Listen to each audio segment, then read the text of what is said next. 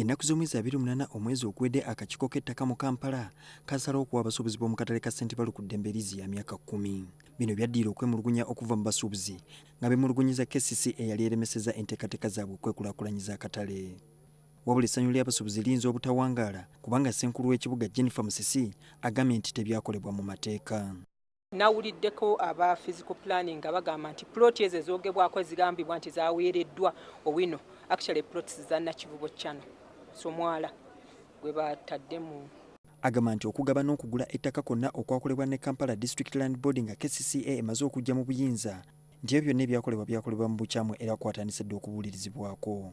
Obutategeeragana mu basuubuzi ebiwayi eby'enjawulo era ffe kye twagamba nti beetereeze nga neeno tuteeka ekyapa nabo beetereeze babe nga bakkaanya tumanye nti ekyapa ekyo bwe kirivaayo ne kiweebwa abantu tebagenda ate kubaawo bakaayana bali batubbye bali bakoze eki kamba beetereeze.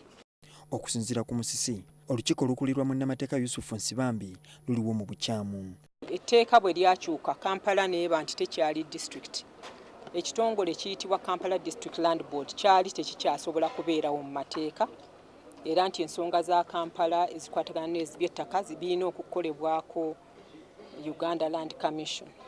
Twategeeza aba authority ne tutegeeza n'aba Kampala District Land Board kuba nabo baafunako ku bbaluwa eyo naye twewuunya okulaba nti ate aba District Land Board baagisambajja ne baga nti Solicitor General byayogera si bituufu. Sabbiiti 2 eziyise poliisi yagumba mu ofiisi z'olukiiko luno n'efulumya abakozi baamu bonna nga kati beegume ku kizimbe okuli ofiisi za Lord Mayor.